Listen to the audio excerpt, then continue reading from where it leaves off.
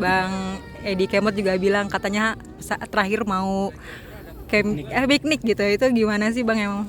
Ya, jadi ketika mereka selesai tour di Taiwan, terus masuk ke Jepang.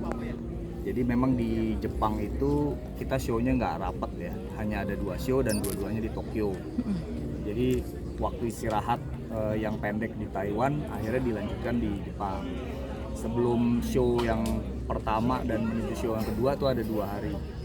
Nah jadi ketika mereka sampai di sana, teman-teman Musringa ini kan kalau tour pasti sering mampir ke bar gitu ya, karena biasanya di bar tuh selalu ada pertunjukan atau gigs dari band-band lokal yang menarik. Nah tapi si Ricky waktu itu bilang, karena Ricky memang nggak minum, dia juga nggak ngerokok, jangan ke bar mulu dong, pengen juga kita ke taman. Bagaimana nih kalau kita ke taman rame-rame satu band? Boleh, nanti hari terakhir ya, rencananya hari Minggu waktu itu setelah show ke.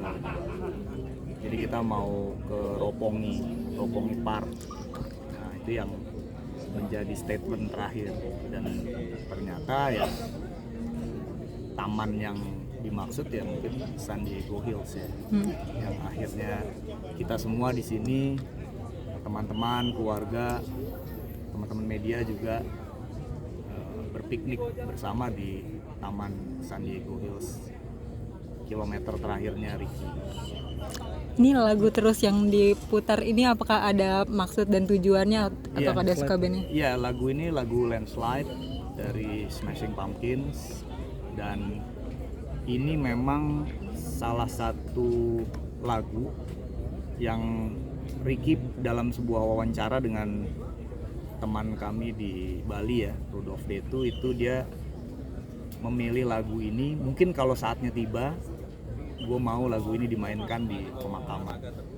Jadi pemutaran lagu ini sebagai salah satu wasiat yang kami jalankan, kami penuhi atas keinginannya almarhum. Tapi statement itu udah lama ya, lebih dari 10 tahun yang lalu gitu. Karena biasanya kalau wawancara tentang lagu ya, album yang dia suka ditanya gitu. Ini lagu ini sangat menyentuh buat dia, dan dia ingin lagu ini dimainkan ketika saatnya tiba.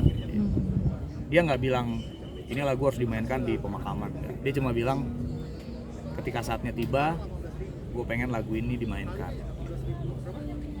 Itu juga salah satu gitarnya yang dipakai terakhir kali di Jepang dibawa sampai sini.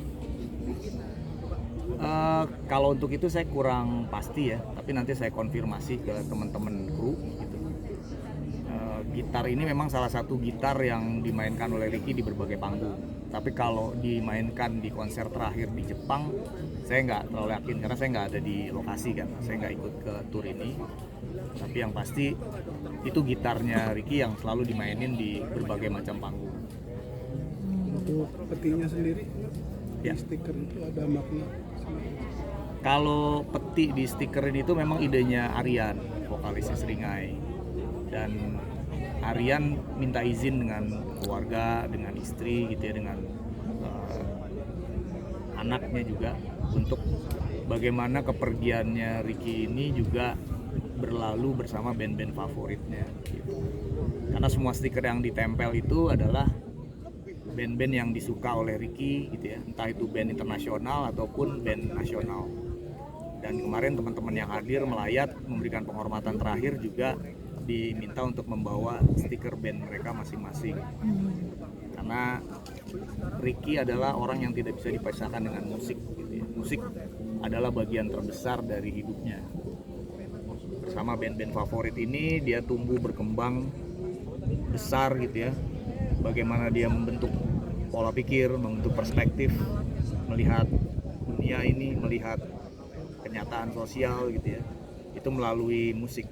Jadi musik itu adalah salah satu bagian yang tidak bisa dipisahkan dari hidupnya. Makanya ketika Ricky berlalu, ya teman-teman menginginkan Ricky berlalunya bersama musik favorit, band-band yang dia suka. Simbolik. Termasuk pakaian yang dia pakai di ini untuk pulangannya itu. Kalau pakaian enggak, tapi kalau sepatu dia mengenakan Vans, karena karena memang Seringai adalah brand ambassador-nya fans Indonesia. Jadinya itu bukan karena kontrak ya, tapi karena memang sejak remaja teman-teman Seringai ini selalu mengenakan sepatu fans. Dan ketika fans taken kontrak dengan Seringai di 2018, ya udah pasti suka ya, senang banget mereka.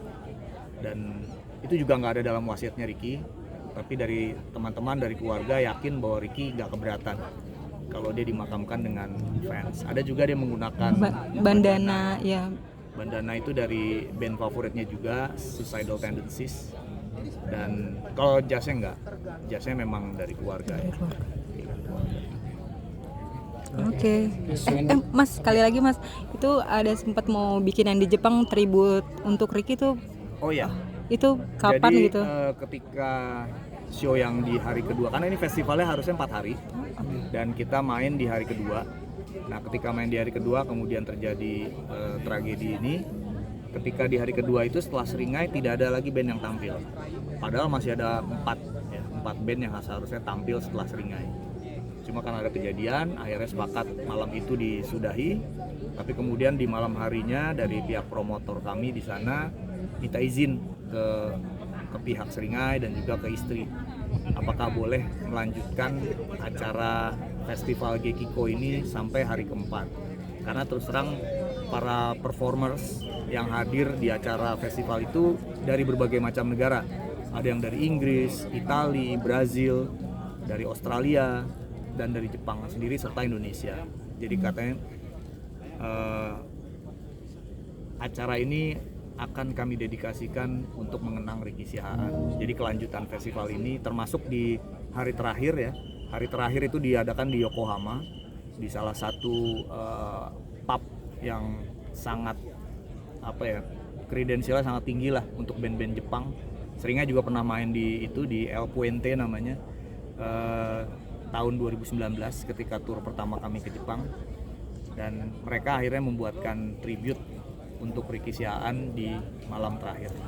Jadi memang atas izin keluarga juga. Oke.